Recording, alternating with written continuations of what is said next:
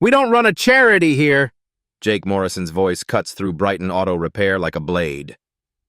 Eleanor Hayes clutches her worn purse, watching her last $20 bill disappear back inside. Please, my brakes are failing. I just need... Lady, take your junk car somewhere else. Jake turns away, dismissing the elderly woman entirely. Keisha Williams should walk away, should keep her head down, keep her job.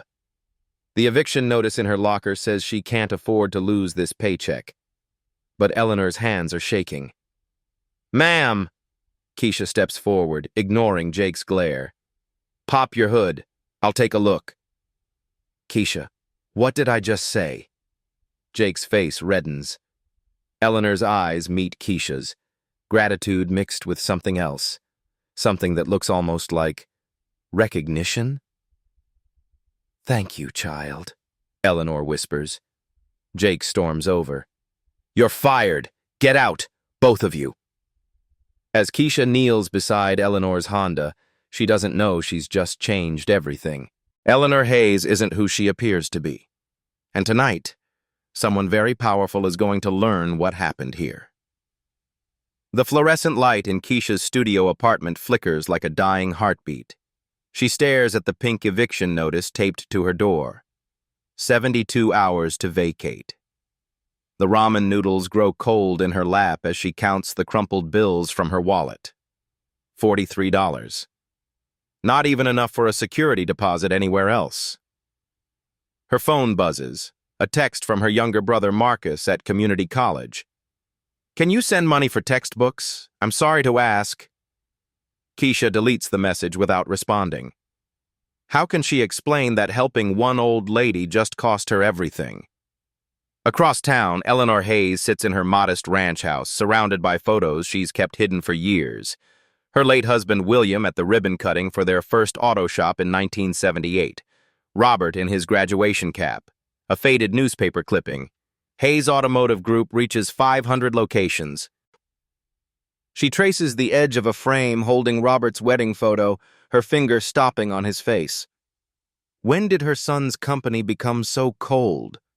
When did profitable replace principled? Eleanor picks up her phone, then sets it down. Pick it up again. This call will change everything. But that mechanic's kindness demands action. Meanwhile, Jake Morrison slides into the leather booth at Murphy's bar, already 3 beers deep. The other shop managers lean in as he brags. Cleaned house today, Jake laughs, foam on his upper lip. Get rid of dead weight. That bleeding heart mechanic thought she could play Mother Teresa on company time. The black girl? Asks Tommy from East Side Auto. Yeah, she came by earlier looking for work.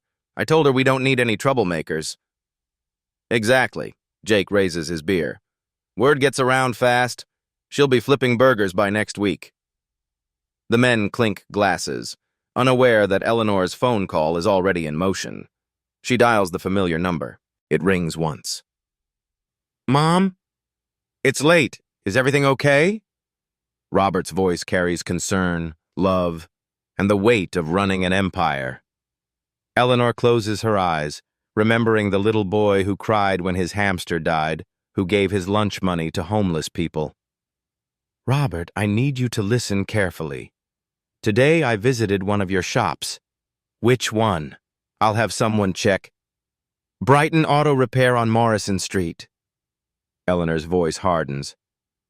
A young woman named Keisha Williams was fired today for helping me. Silence stretches across the line. Robert Hayes, CEO of a billion-dollar corporation, suddenly sounds like a 10-year-old boy. Mom, what exactly happened? As Eleanor explains, Keisha walks the dark streets, past pawn shops and check-cashing stores, toward the 24-hour laundromat where she can sit without buying anything. The city buses have stopped running, and she can't afford the gas to drive nowhere. Her reflection in the shop windows looks ghostly, defeated. Is this what doing the right thing gets you? A police cruiser slows beside her. The officer rolls down his window.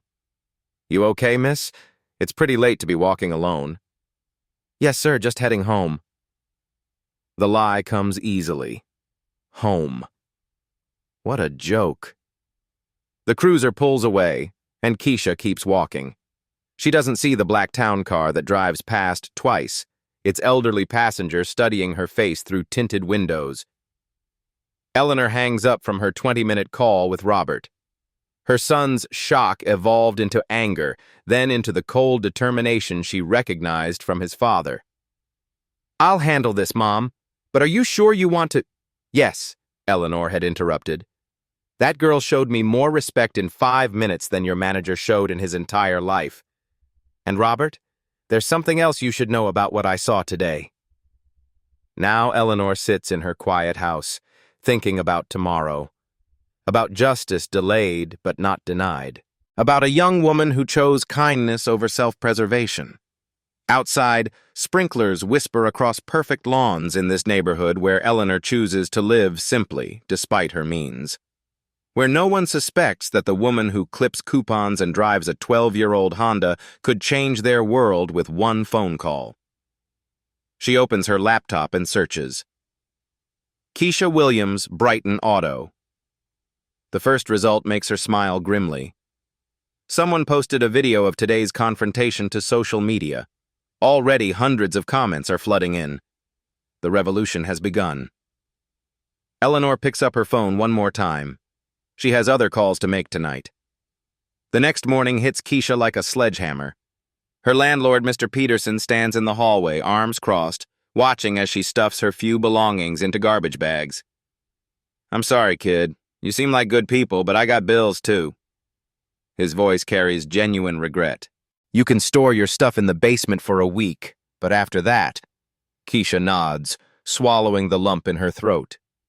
3 interviews yesterday, 3 rejections. Word travels fast in this business. Jake Morrison made sure of that. "Mr. Peterson, if I can get the money by Friday, honey, you'd need $800 plus late fees." He shakes his head. "I've given you every extension I can." As Peterson walks away, Keisha slides down the wall until she's sitting on the dirty carpet. Her phone buzzes with another text from Marcus. "Sis, you okay? Haven't heard from you." She types and deletes a dozen responses before settling on, "Everything's fine. Focus on school." The lie tastes bitter. On the other side of town, Eleanor kneels beside William's grave at Riverside Cemetery. The morning dew soaks through her pants, but she doesn't care.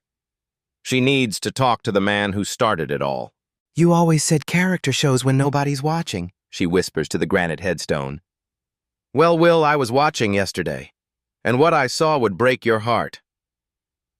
The wind rustles through the oak trees William planted here 20 years ago. Eleanor remembers his words from their first shop. "We're not just fixing cars, Elle. We're taking care of people when they're vulnerable." Our son built something big, Will. 847 locations now. But somewhere along the way, we lost what you started. Eleanor's voice cracks. "That girl, Keisha, she reminded me of you. Same heart, same willingness to do right, even when it costs everything." A jogger passes by, earbuds in, oblivious to the woman making promises to the dead. Eleanor stands, brushing dirt from her knees. She has work to do. Back at Brighton Auto, Jake arrives whistling, coffee in hand, ready for another profitable day. What he doesn't know is that the corporation called an hour ago. What he doesn't know is that Robert Hayes barely slept, spending the night reviewing personnel files and discrimination complaints. "Morning, boss," calls Miguel, the junior mechanic. "It feels weird without Keisha here. She was the best diagnostic we had." Jake's good mood sours. "That bleeding heart? You're better off without her. Now we can focus on paying customers instead of charity cases." Miguel exchanges glances with Tony, the other mechanic. They've both been on the receiving end of Jake's jokes about their accents, their neighborhoods, their families. Yesterday felt different, though. More vicious, more personal. "Boss," Tony says carefully, "that lady Keisha helped..." She seemed really grateful.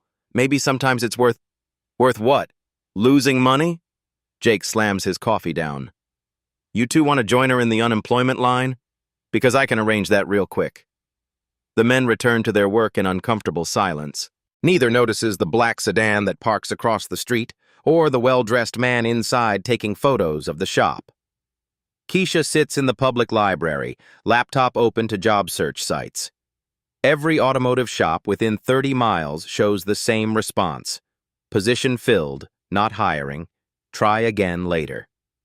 She recognizes the pattern. In a small industry, one bad word from Jake Morrison travels fast. Her savings account reads $23.47. Her phone has 17 missed calls from bill collectors. The library's free Wi-Fi is a lifeline she can't afford to lose. "Excuse me," says the librarian, Mrs. Carter, approaching quietly. "I couldn't help but notice. Are you okay, honey?" Keisha forces a smile. "Just job hunting. It's tough out there." Mrs. Carter sits down, lowering her voice. "My nephew owns a garage in the next county. It's about an hour drive, but he pays fair wages. Treats people right." Hope flickers in Keisha's chest. "That would be amazing. Could you—" "Already called him," Mrs. Carter smiles. "He wants to meet you tomorrow at 2.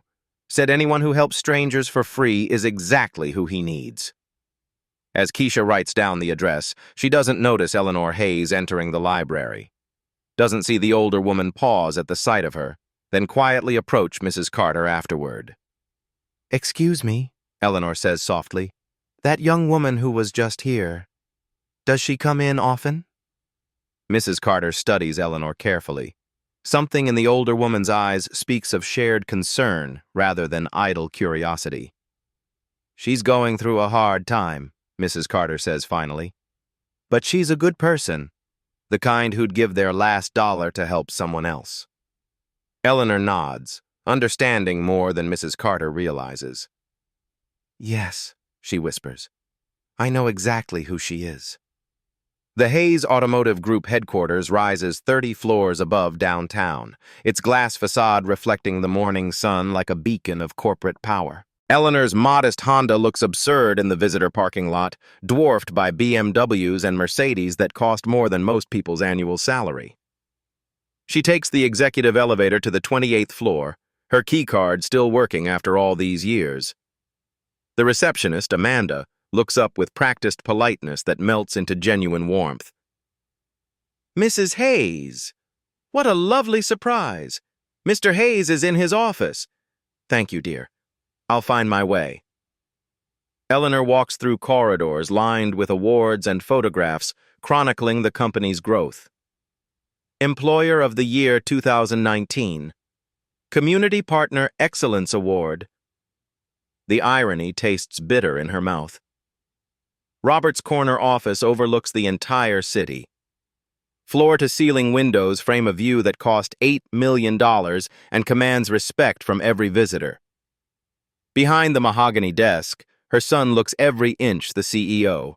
Tailored suit, confident posture, the kind of presence that makes stock prices rise. But when he sees his mother, Robert Hayes becomes a worried son. "Mom." He crosses the room in 3 strides, embracing her. "I've been up all night thinking about your call. Tell me everything."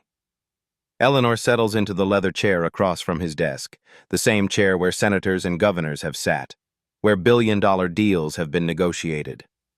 Today, it holds a 72-year-old woman seeking justice for a stranger. "Yesterday, I decided to test something," Eleanor begins. "I dressed down, drove my old car to Brighton Auto Repair. I wanted to see how your people treat customers who can't afford premium service." Robert's face darkens. "And?" "Your manager, Jake Morrison, wouldn't even look at my brake problem. Told me to go somewhere else because I didn't look profitable enough."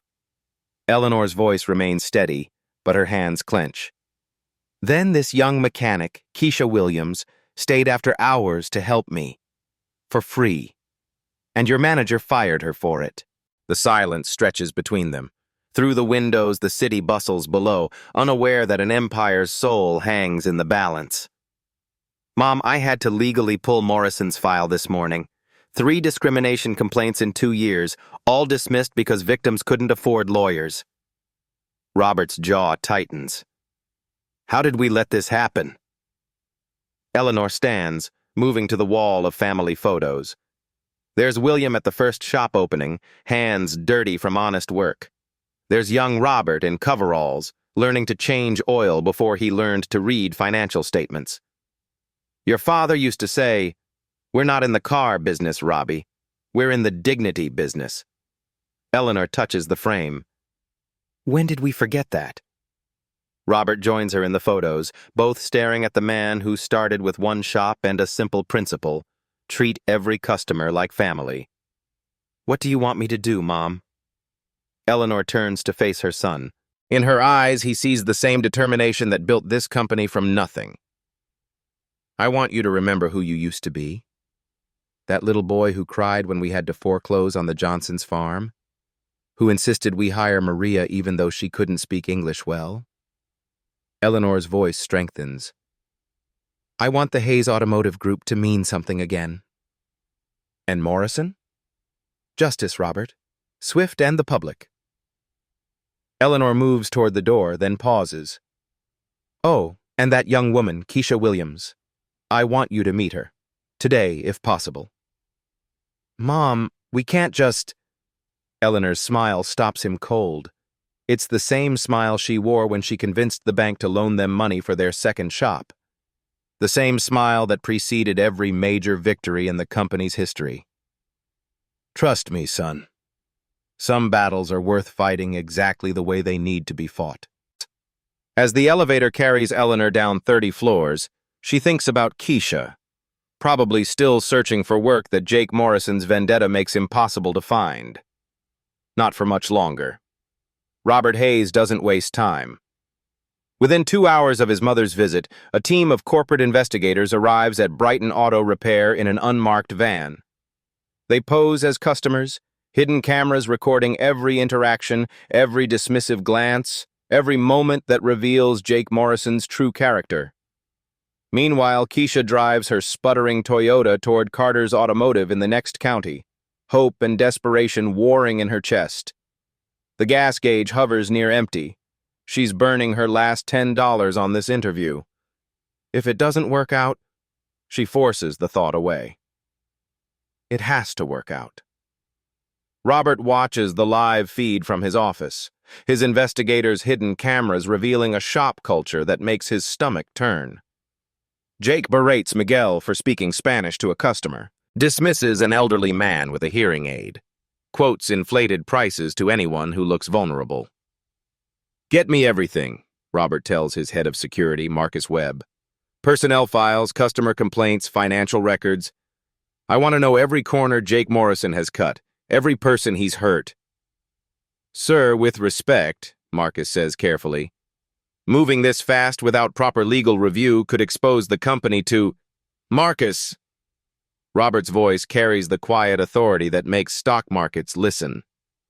My mother tested our values yesterday, and we failed. How many other customers have we failed? How many employees like Keisha Williams have we destroyed for doing the right thing? Webb nods, understanding. Some things matter more than legal caution. At Carter's Automotive, Keisha meets David Carter, Mrs. Carter's nephew. He's younger than she expected, maybe 35, with calloused hands and oil under his fingernails, a real mechanic who worked his way up. My aunt says you fixed someone's brakes for free and got fired for it, David says, wiping his hands on a shop rag. Is that true? Yes, sir. Probably not the smartest career move. David laughs. Depends on how you define smart. Show me what you know. He leads her to a 2015 Camry with a mysterious engine knock. Keisha pops the hood, listens to the engine, runs her hands along components with the practiced touch of someone who speaks car fluently. Timing chain tensioner, she says after 3 minutes. Probably has 60,000 miles on it. The sound started subtle and got worse over the last month, especially on cold starts. David's eyebrows rise. How'd you know the mileage? Wear pattern on the tensioner housing. Plus the owner keeps up with oil changes. I can tell from the condition of everything else. Someone who maintains their car wouldn't ignore a major problem, so this just developed. You're hired. The words hit Keisha like a physical blow. Sir? 45 an hour, health benefits after 90 days, and you can start Monday. My aunt was right. Anyone who gets fired for helping people is exactly who I want working here. Keisha feels tears threatening. Mr. Carter, Thank you. You have no idea what this means. Actually, I do. David's expression grows serious. I got blacklisted once too, for refusing to overcharge a single mother. It took me 2 years to find someone willing to give me a chance. Now I get to be that someone for you. As Keisha drives home, actually home, because now she has income again, she doesn't notice the black sedan following at a discreet distance.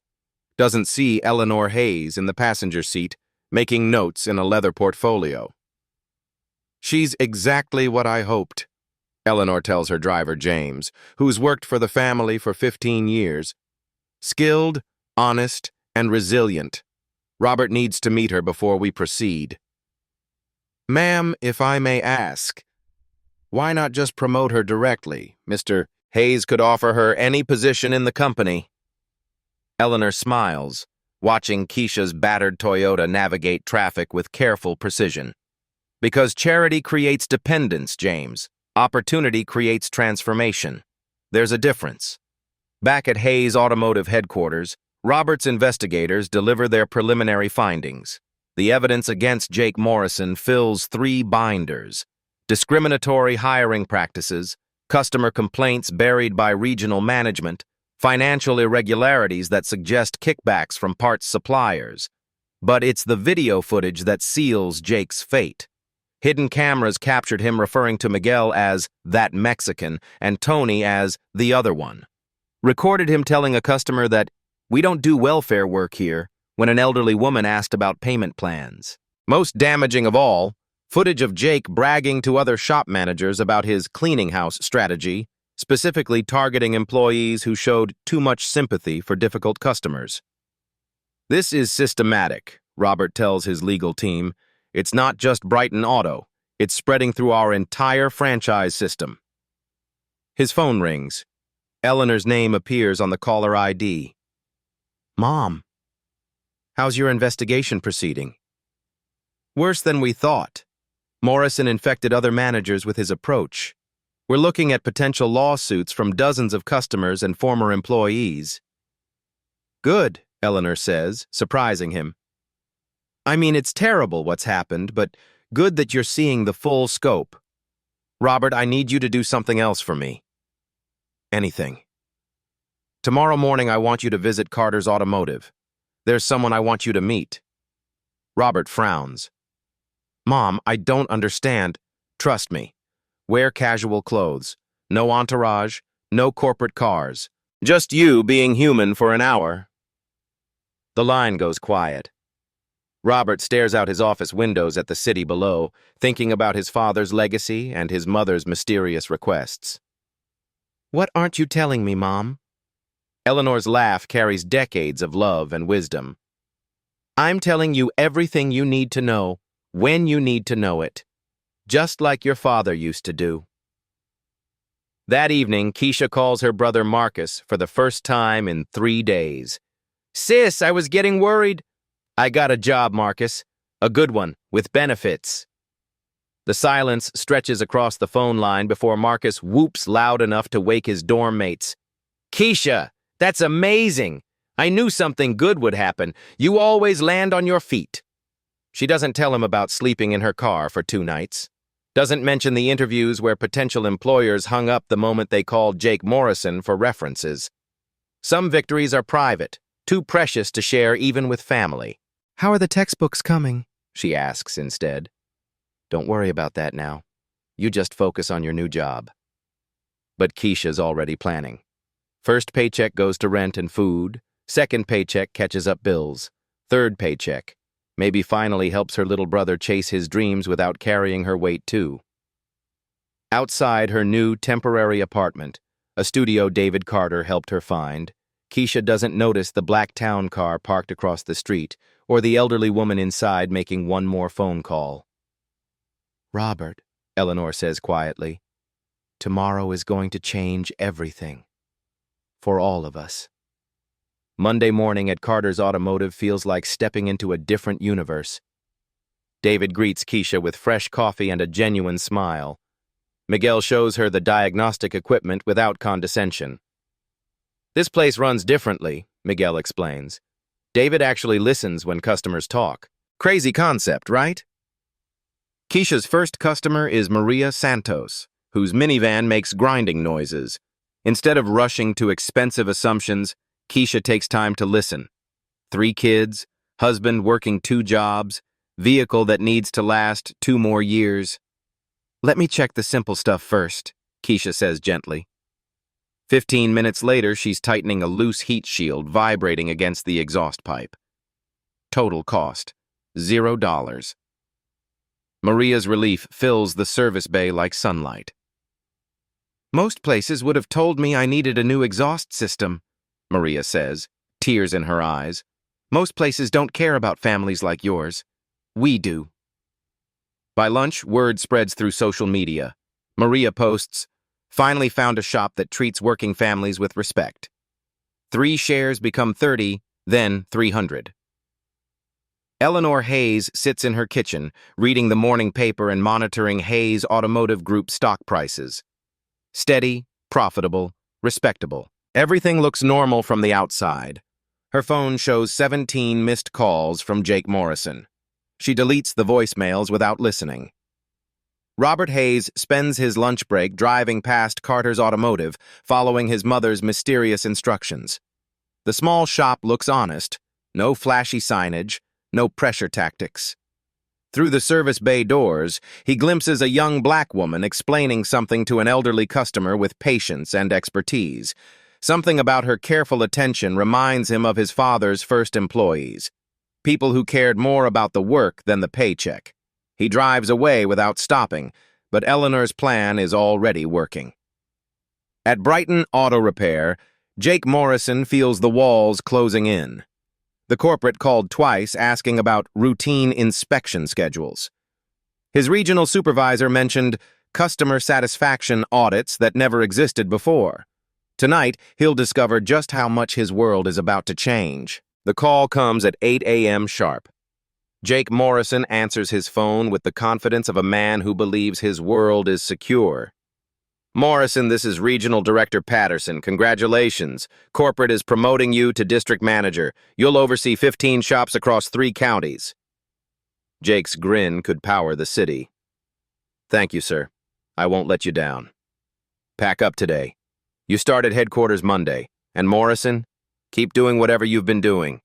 Your profit margins are exactly what we want company-wide." As Jake hangs up, he doesn't know that Patterson received his orders directly from someone who wants Jake Morrison in the perfect position for a very public fall. 2 counties away, Keisha's second week at Carter's Automotive brings a steady stream of satisfied customers. Word of mouth travels fast when competence meets compassion. She's rebuilding her reputation one honest diagnosis at a time. But Jake's promotion means his poisonous influence is about to spread. By Wednesday, he's holding district manager meetings, teaching other shop managers his efficiency methods. "Customer sympathy is a profit killer," he tells a room of 20 managers. "Sad stories don't pay rent. You start making exceptions for sob cases, word gets out that you're a pushover." In the back row, Tom Bradley from Westside Auto shifts uncomfortably. "What about community relations? Customer loyalty?" Jake's laugh is sharp as broken glass. "Loyalty? These people drive 10-year-old cars and complain about $50 repairs. They'll take their business wherever it's cheapest. Might as well get full price while they're here." The managers exchange glances. Some nod agreement, others look sick. "I cleaned a house in Brighton last month," Jake continues. "Fired a mechanic who thought she could play Mother Teresa with company resources. Now my team stays focused on paying customers. Eleanor Hayes watches this meeting through a hidden camera, her face stone cold with fury. The investigators Webb hired captured every word, every callous laugh, every moment of institutional cruelty being codified into corporate policy. She calls Robert immediately. "He's teaching them," she says without preamble. "Your new district manager is spreading his disease to 15 shops. How many Keishas will suffer because we waited too long?" Robert stares at the live feed on his computer screen. Jake Morrison stands before 24 shop managers like a general addressing troops, weaponizing prejudice and calling it business strategy. "Mom, I can stop this right now." "No." Eleanor's voice cuts sharp. "Let him dig deeper. Let him train more people in his methods. Let him feel safe enough to show his true face." "But the damage." "Will be evidence, Robert. When we're done, no one will ever doubt why Jake Morrison deserved what happened to him." Thursday brings Jake's first surprise inspection to Carter's Automotive. He arrives in a Hayes Automotive Group sedan, clipboard in hand, looking for any excuse to destroy David Carter's operation. "You the owner?" Jake asks David, his tone suggesting ownership is somehow suspicious. "Yes, sir. How can I help you?" "District inspection. I'll need to see your books, employee records, and customer satisfaction scores." David complies, but Jake's already decided his verdict. He watches Keisha work with obvious recognition, his smile turning predatory. "That mechanic," Jake points at Keisha. "She looks familiar." "Keisha Williams, best diagnostic tech I've ever seen." "Interesting." Jake makes notes that will damn them all. "Very interesting." After Jake leaves, Keisha feels the familiar chill of impending disaster. She's seen that look before, the look of a man with power and a grudge. "David, I need to tell you something," she begins, but her boss waves her off. "Whatever it is, we'll handle it. Your family here." Friday afternoon, the trap springs shut. David receives an official notice. Carter's Automotive is under investigation for irregular employment practices and potential safety violations. Effective immediately, all Hayes Automotive Group partnerships and referrals are suspended. For a small shop, losing Hayes backing means losing 40% of business overnight. "I'm sorry," Keisha tells David, guilt eating her alive. "This is because of me, because I helped that woman and Jake Morrison wants revenge." David studies the corporate letterhead, then looks at his newest employee, the woman who's increased their customer satisfaction scores by 30% in 2 weeks. "Keisha, let me tell you something about revenge. It only works when you care more about hurting others than helping yourself." He crumples the letter. Jake Morrison just picked a fight with the wrong family. That evening, Eleanor Hayes receives her daily report from the investigators. Jake Morrison's first week as district manager includes 3 shops adopting his discriminatory customer screening, 2 mechanics fired for excessive empathy, and 1 shop owner threatened for employing someone Jake personally dislikes. She calls Robert one final time. "Tomorrow," she says simply. "It's time." "Mom, are you sure? Once we do this, your father didn't build this company so people like Jake Morrison could destroy lives for sport." Eleanor's voice carries decades of accumulated wisdom and steel. "Tomorrow we remind everyone what Hayes Automotive Group actually stands for."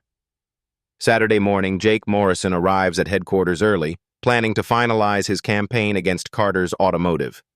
He wants Keisha Williams unemployable, David Carter bankrupt, and everyone else in his district to understand the cost of crossing him. He has no idea that his victims aren't victims at all, has no clue that the elderly woman whose car trouble started this war is already in the building, waiting in the boardroom where his career will die. Eleanor Hayes sits at the head of the conference table, surrounded by legal documents, video evidence, and a lifetime of patient fury finally finding its target.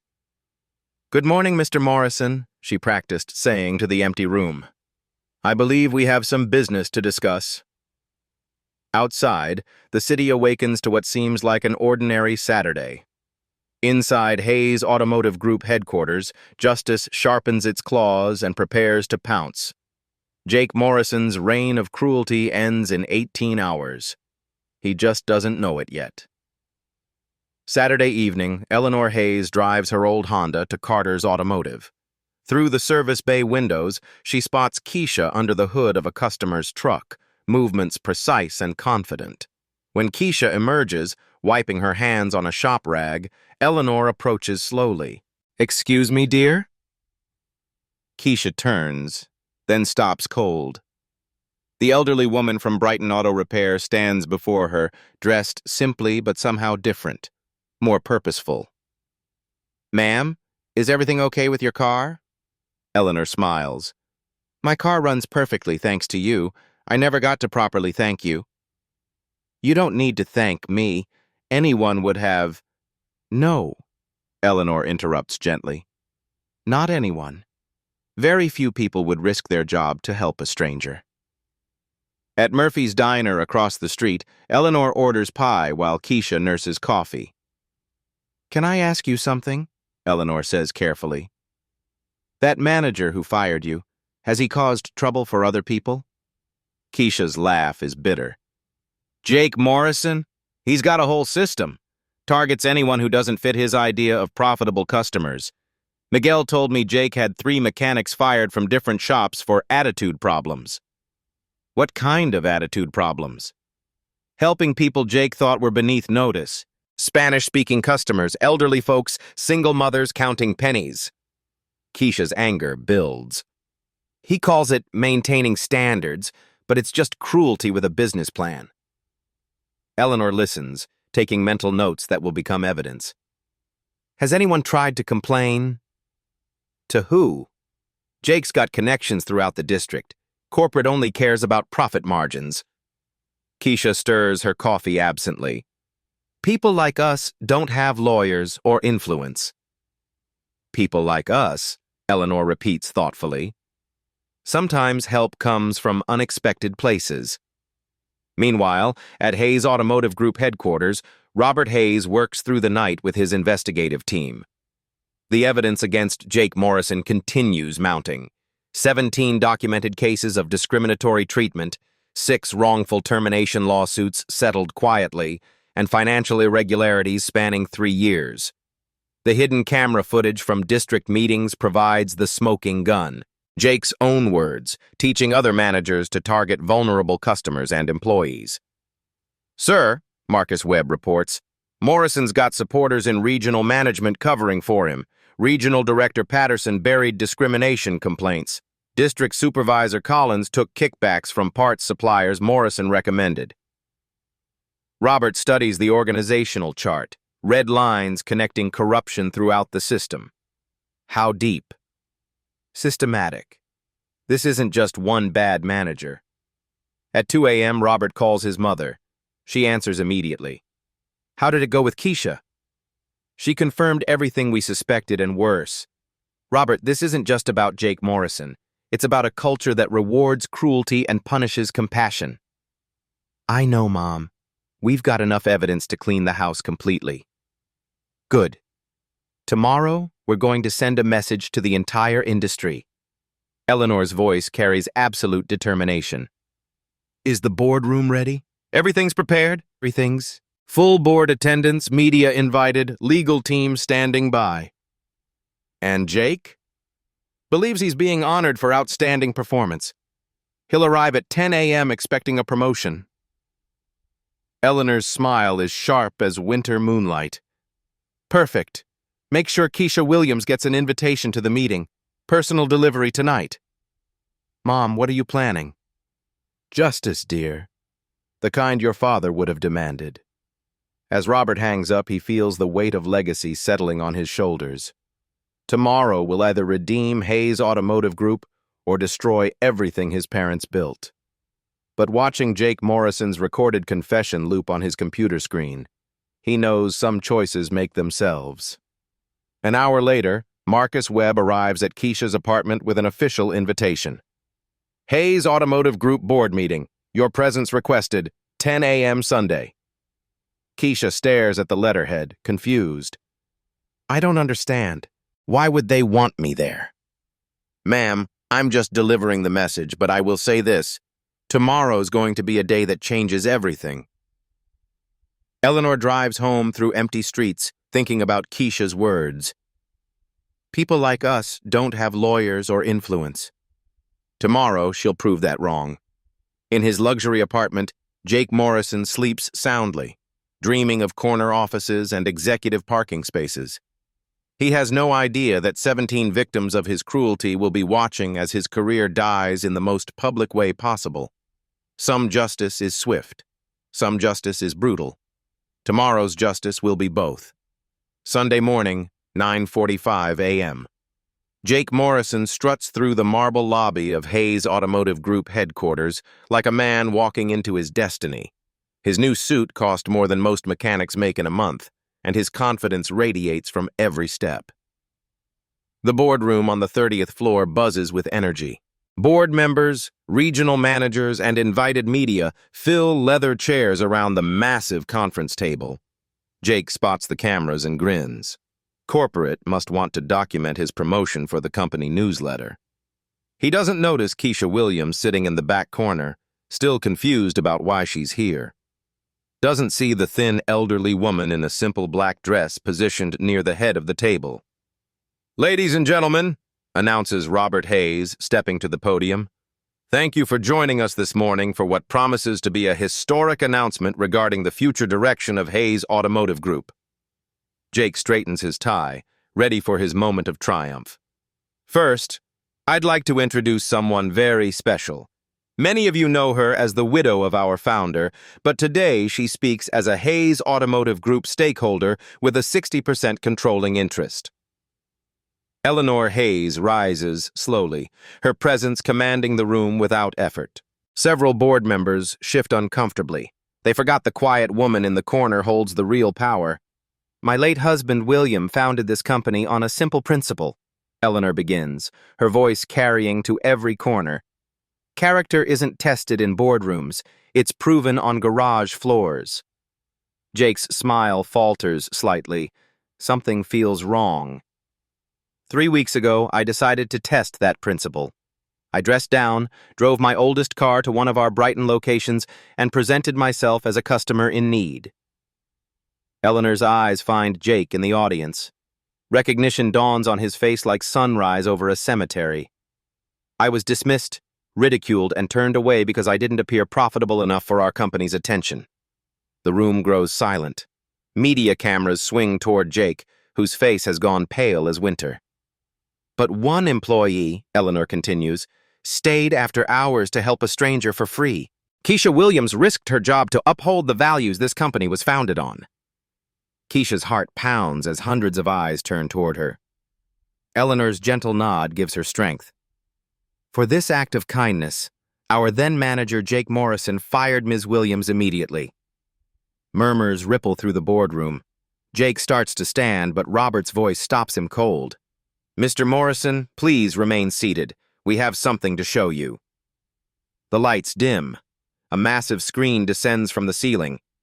Jake's voice fills the room, recorded in high definition at last week's district meeting. "Customer sympathy is a profit killer. You start making exceptions for sob cases, word gets out that you're a pushover." Jake's recorded image gestures dismissively. "I cleaned a house in Brighton last month. Fired a mechanic who thought she could play Mother Teresa with company resources." The real Jake Morrison sinks into his chair as his own words condemn him before the entire industry. The video continues. Jake teaches discrimination. Jake mocking vulnerable customers. Jake laughs about destroying lives for profit. When the screen goes dark, the silence is deafening. Eleanor steps forward, her voice now carrying the authority of absolute judgment. "Mr. Morrison, 3 weeks ago you called helping people playing Mother Teresa. Today, I want you to meet the woman whose kindness you punished." She gestures toward Keisha, who stands on trembling legs. "Keisha Williams, would you please join me?"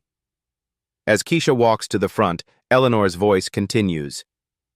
"This young woman embodies everything Hayes Automotive Group should represent: skill, integrity, compassion. Eleanor pauses, letting the moment build. Mr. Morrison, I believe you two have met. Jake's face crumbles as the full scope of his disaster becomes clear. The old woman he dismissed, the mechanic he fired, the company he thought he controlled, all connected in a web of consequences he never saw coming. Jake Morrison, Robert announces formally, you are terminated immediately. Legal proceedings for discrimination, fraud, and violation of company ethics will begin Monday. Security guards appear at Jake's shoulders. As they escort him out, Eleanor delivers the final blow. Mr. Morrison, the elderly customer you turned away 3 weeks ago? The one whose car trouble wasn't profitable enough for your attention? Eleanor's smile is sharp as justice itself. That was me, the mother of the man who just ended your career. Jake's legs give out. Security has to carry him from the room as media cameras capture every moment of his humiliation. Eleanor turns back to the assembled crowd, her voice warming as she addresses Keisha. Ms. Williams, on behalf of Hayes Automotive Group, I offer you the position of Regional Customer Relations Director. Your job will be ensuring that every customer, regardless of their appearance or apparent means, receives the dignity and respect that my husband envisioned. The room erupts in applause. Keisha feels tears streaming down her face as Eleanor approaches with an embrace that smells like lavender and justice. But why? Keisha whispers. Why go through all this for someone like me? Eleanor pulls back, her eyes bright with unshed tears. Because, dear child, character isn't about who you help when cameras are watching.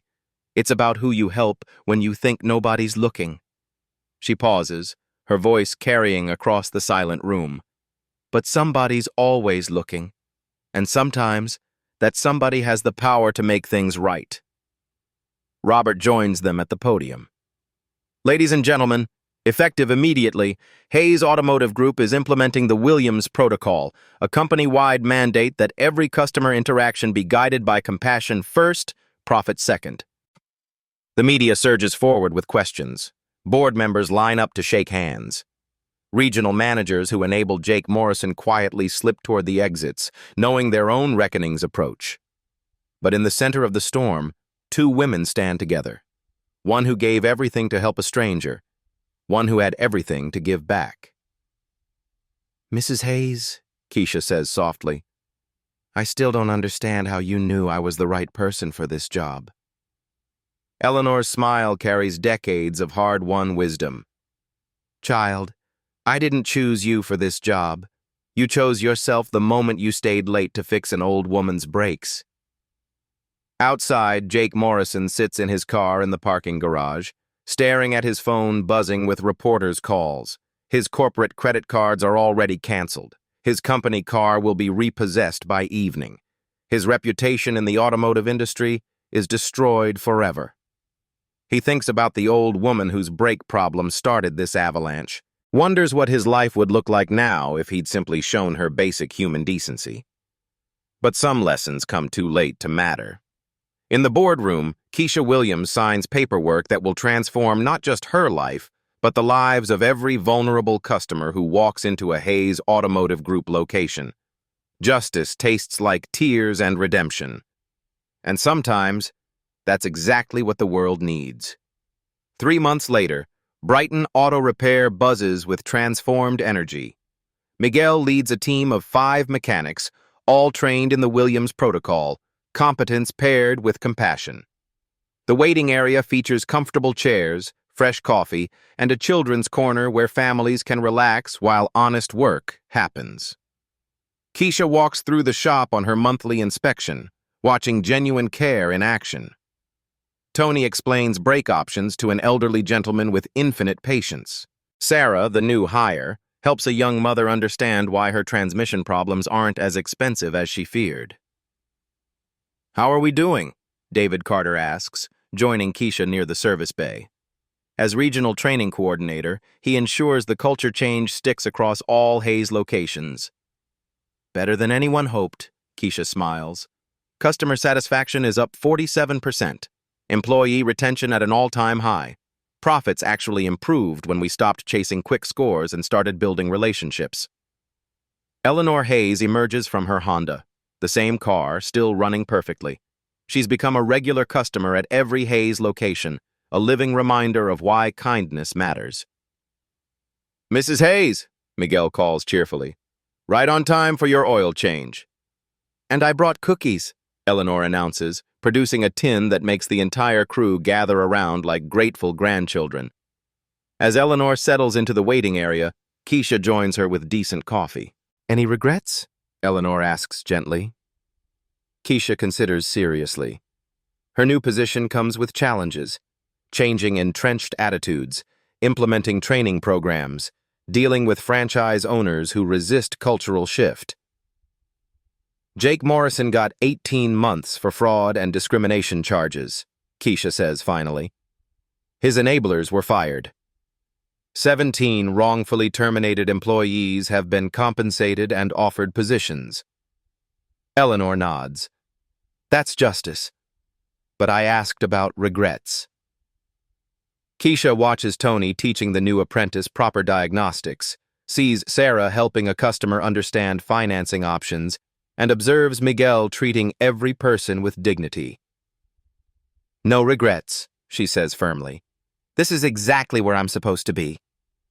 Eleanor's smile carries deep satisfaction. "Your brother called yesterday. Graduating summa cum laude, accepted to engineering school with full scholarship." "Eleanor, you didn't—" "The Williams Family Foundation supports deserving students. Marcus earned every penny through merit." Eleanor's eyes twinkle. "Though having a sister who embodies integrity certainly didn't hurt his application." As Eleanor's Honda receives the same careful attention given to luxury cars, Keisha realizes this is what revolution looks like. Not grand gestures, but daily choices to treat people as human beings deserving respect. Outside, the Hayes Automotive Group sign gleams in afternoon sunlight, but the real change lives in the hearts of people who remember what service truly means. Some victories aren't measured in profit margins, but in the dignity restored to strangers who just needed help. 1 year later, Keisha Williams stands before a packed auditorium at the National Automotive Service Excellence Conference, accepting the Community Impact Award on behalf of Hayes Automotive Group. "This award doesn't belong to me," she says into the microphone. "It belongs to everyone who believes that kindness and competence aren't opposites. They're partners." In the audience, Eleanor Hayes sits in the front row, her proud smile brighter than the stage lights. Beside her, Robert records every word for all 847 Hayes locations worldwide. "A year ago, I was fired for helping someone I thought was just another struggling customer," Keisha continues. "Today, that customer is my mentor and the woman who proved that sometimes angels drive old Hondas." The audience laughs as Eleanor's eyes glisten with tears. "The Williams Protocol isn't revolutionary because it's new. It's revolutionary because we forgot that treating people with dignity used to be normal." As applause thunders through the auditorium, Eleanor stands slowly, joined by 800 automotive professionals who finally understand what her husband knew 50 years ago. Later, Keisha finds Eleanor on the hotel balcony, looking out at city lights. "Still think about that day?" Eleanor asks softly. "Every day," Keisha admits. "It changed everything." Eleanor takes her hand, weathered fingers intertwining with calloused ones. "No, dear. You changed everything. I just made sure the world noticed." Sometimes the smallest acts of kindness create the biggest changes. When you see someone who needs help, remember Keisha's story. Your compassion might be someone's miracle. If this story touched your heart, please like and subscribe to Black Tales Stories for more stories about ordinary people doing extraordinary things. Share in the comments. When has unexpected kindness changed your life?